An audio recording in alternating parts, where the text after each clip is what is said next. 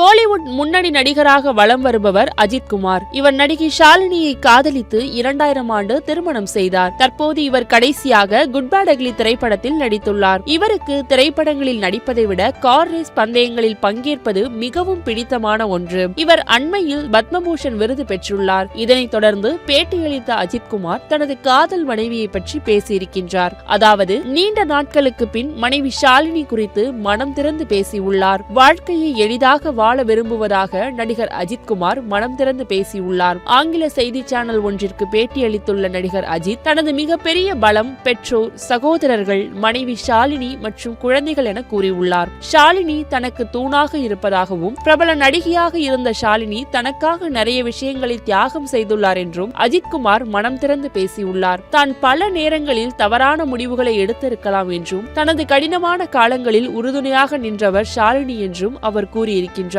தன்னுடைய சாதனைகள் எல்லாம் தனது மனைவி ஷாலினியே சேரும் என்று தெரிவித்துள்ளார். தான் இதயத்திற்குள் தான் ஒரு மிடில் கிளாஸ் தான் என்று நெகிழ்ந்துள்ள அஜித் குமார் அனைத்து சூழலிலும் ரசிகர்களின் அளவற்ற அன்பு தன்னுடன் இருப்பதாக பேசியுள்ளார். தனக்கு அடைமொழியில் எந்த நம்பிக்கையும் இல்லை என்றும் தன்னை அஜித் அல்லது ஏகே என்று அழைப்பதையே விரும்புவதாக கூறினார். பின்னர் மற்ற பணிகள் போல் நடிப்பதும் ஒரு பணி, நடிப்பதற்கு நான் சம்பளம் வாங்கி கொண்டிருக்கிறேன் என்று கூறியுள்ளார். புகழ், செல்வம் நமது வேலையின் ஒரு பகுதி என அஜித் கூறியுள்ளார். நடிப்பு, கார் ரேஸ், துப்பாக்கி சுடுதல் என பல செயல்களில் ஈடுபடுவதற்கு நண்பர்கள் தான் காரணம் என்று பேசியுள்ளார். தான் மிகவும் அதிர்ஷ்டசாலி என்றும் 33 வருடங்களாக வேலையை நேசித்துக் கொண்டிருக்கின்றேன் என்றும் வாழ்க்கையை எளிதாகவே வாழ விரும்புகிறேன் என்றும் அஜித் குமார் பேசியுள்ளார்.